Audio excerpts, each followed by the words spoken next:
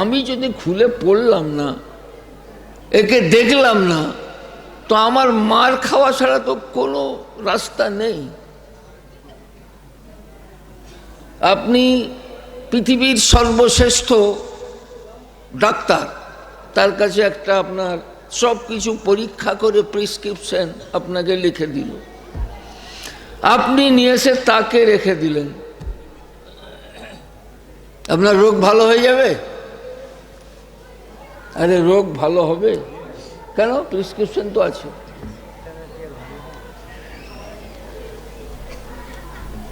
ওতে কি লেখা আছে? ওষুধটা কিনতে হবে, সেটা খেতে হবে। আমাদের ঘরে কোরআন শরীফ রাখাই আছে। আমি এই পরশ পাথরটাকে চিনি না, জানি না হাদিস বলতে কি আর কোরআন বলতে কি। বিশ্বের সর্বশ্রেষ্ঠ মানবতার কিতাব, বিশ্বের সর্বশ্রেষ্ঠ সভ্যতার কিতাব, পৃথিবীতে যত জ্ঞান আছে সবচেয়ে উৎকৃষ্ট জ্ঞানের কিতাব।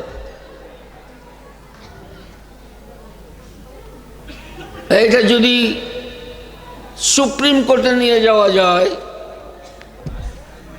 এই কিতাবের অধ্যায় আছে, সেইটা দেখে সুপ্রিম কোর্ট চালানো যাবে। এই কিতাবে অধ্যায় আছে, এই কিতাব দিয়ে সুপ্রিম কোর্ট চালানো যাবে। যে অত্যাচার চলছে সুপ্রিম কোর্টের বিচারপতিরা করছেন, সব নির্মূল হয়ে যাবে। সারা পৃথিবীর মানুষ শান্তিতে বসবাস করতে পারবে, এটাকে যদি সুপ্রিম কোর্টে চালানো যায়। আরে কথা বুঝছেন? কিছু উপলব্ধি করতে পারছেন? এই কিতাব যদি থানায় চলে যায়,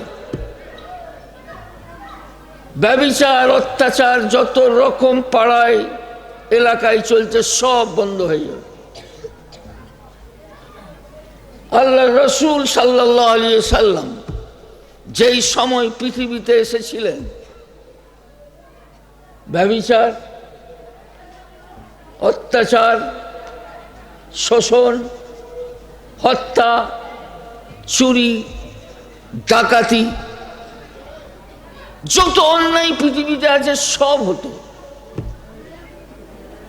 পিতা পুত্র বসে একসাথে মদ খাচ্ছে, কোনো ব্যাপারই না ওটা।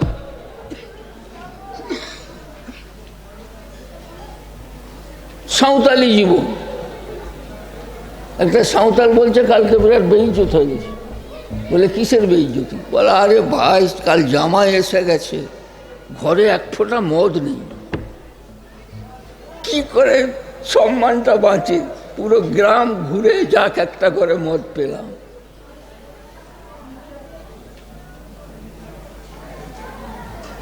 সব চলছিল। সেদিন আল্লাহ রসুল সাল্লাল্লাহু আলাইহি সাল্লাম পৃথিবী থেকে বিদায় নিচ্ছেন। পুরো আরবে মদ নেই, চুরি নেই, ডাকাতি নেই, হত্যা নেই, নির্যাতন নেই, শোষণ নেই, শান্তির পৃথিবী, শান্তির আরোপ করে আল্লাহ রসুল সাল্লাল্লাহু আলাইহি সাল্লাম গেলেন। এটা হচ্ছে কোরআন, এটা হচ্ছে হাদিস। সর্বশ্রেষ্ঠ মানবতা, সর্বশ্রেষ্ঠ রাজনীতি, সব ইনকিলাব জিন্দাবাদ বন্দে মাতরম করে হচ্ছে। এই কিতাবের মধ্যে উৎকৃষ্ট রাজনীতি আছে। সেই রাজনীতিটা যদি প্রতিষ্ঠিত হয়ে যায় পৃথিবীতে, পুরো পৃথিবী শান্ত হয়ে যাবে, অভাব থাকবে না, অভিযোগ থাকবে না। একজন সাহাবী এসে বলছে, ইয়া রাসূলুল্লাহ, আমরা আর সহ্য করতে পারছি না, এত অত্যাচার আমাদের উপর, আমাদেরকে উত্তপ্ত আগুনের উপরে শুইয়ে দেওয়া হয়। যখন পিঠের চর্বিগুলো গলে আগুনে পড়ে, তবে আগুনটা নিভে আমরা আর সহ্য করতে পারছি না। আল্লাহ রসুল সাল্লাল্লাহু আলাইহি সাল্লাম বলছেন, ইয়া আমার সাহাবী, এই সামান্যতম জিনিসে তোমরা এত বিরক্ত হয়ে গেলে? এর পূর্বে কত আম্বিয়ায়ে কেরাম আলাইহিমুস সালাতু ওয়াস সালাম, তাদেরকে করাত দিয়ে চিরে দেওয়া হয়েছে, তারা আহ পর্যন্ত বলেনি। কত আম্বিয়ায়ে কেরাম আলাইহিমুস সালাতু ওয়াস সালাম, তাদের শরীরের গোস্ত চামড়া লোহার চিরুনি দিয়ে ছিঁড়ে নেওয়া হয়েছে, তারা আহ পর্যন্ত বলেনি।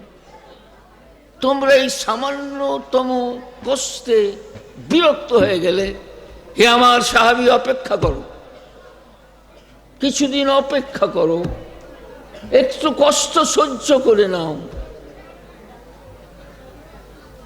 তোমরা দেখতে পাবে পুরো আরবে এত শান্তি এবং নিরাপত্তা। সানায়ে ইয়ামান থেকে পর্দানসীন মেয়ে ছেলেরা সোনা রূপা পরিহিতা অবস্থায় কাবার দিকে হজ করতে আসবে। এক আল্লাহর ভয় ছাড়া কারোর ভয় থাকবে না, চোরের ভয় থাকবে না, ডাকাতের ভয় থাকবে না, রাহজানির ভয় থাকবে না, নিরাপত্তা আর নিরাপত্তা বিরাজ করবে। হে আমার সাহাবী, আরো কিছুদিন যদি অপেক্ষা করো তাহলে দেখবে কিসরার তাজ, তার রাজ মুকুট তোমাদের পায়ের তলায় এসে পড়ে যাবে। সাহাবী অবাক। কিসরা মানে তো তৎকালীন যুগের আমেরিকা, বৃহৎ শক্তি, সুপ্রিম পাওয়ার।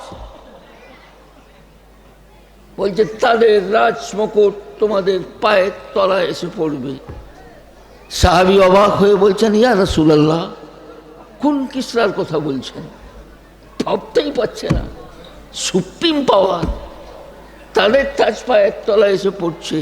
বলে আমি কিসরা ইবনে হুরমুজের কথা বলছি, তাদের রাজ মুকুট তোমাদের পায়ের তলায় এসে পড়বে।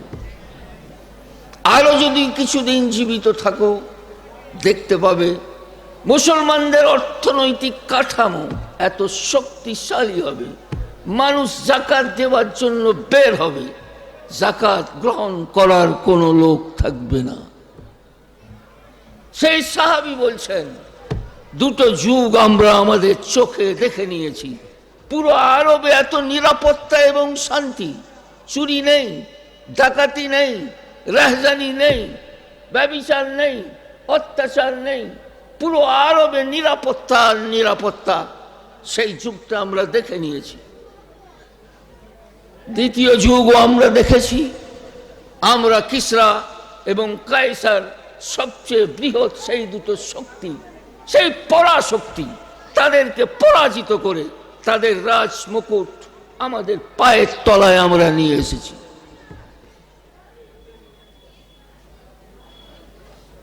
ঐতিহাসিকরা বলছেন, আল্লাহ পাক এবং আল্লাহর রাসূল সাল্লাল্লাহু আলাইহি সাল্লাম যে ওয়াদা করেছিলেন, প্রতিশ্রুতি দিয়েছিলেন,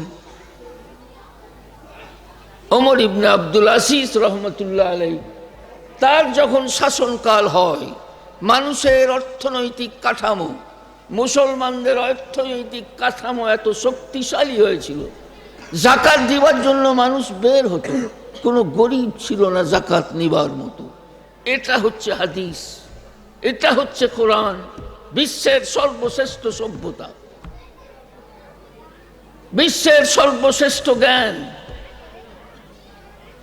কিন্তু আমরা তো চিনি না, আমরা তো চিনি না। একটা হুকুম, দুটো হুকুম, আজকেই আজকেই আজকেই প্রত্যেকটা মুসলমান যদি আমল করে আরম্ভ করে দেয়, এ পৃথিবী আমাদের, এ পৃথিবী আমাদের। আরে আজান দেওয়ার সঙ্গে সঙ্গে প্রত্যেকটা সাবালক, আবার বৃদ্ধ বনিতা যদি মসজিদে এসে কাতার দিয়ে দাঁড়িয়ে যায়, আমাদের তো 5 দিন ঈদ হবে, 5 বার দিনে ঈদ হবে না? হবে না? আরে ঈদের দিনে কি হয়? আপনি কলকাতা যাবেন, রাজাবাজার বন্ধ, জাম, ধর্মতলা জাম, পার্ক সার্কাস জাম। এখন 3-4 ঘন্টার ট্রাফিক সব নেমে গেছে, গাড়ি সব চারদিকে বন্ধ হয়ে গেছে। আপনার হেফাজতের জন্য পুলিশ নামিয়ে দিয়েছে সরকার। আল্লাহর রহমতের ফেরেশতা তো আছেই। এই দৃশ্য যদি এই এরিয়াটাই হয়ে যায়, আজান। আপনি যদি একটা ভালো মনের মানুষ হন তাহলে ভিডিওতে একটি লাইক অ্যান্ড চ্যানেলটিকে সাবস্ক্রাইব করুন। আর হ্যাঁ বন্ধুরা, আমি এটা বলি যে সাবস্ক্রাইব করতে কোনো টাকা লাগে না, তাই কিপটামো না করে একটা লাইক এবং একটা সাবস্ক্রাইব করে দাও।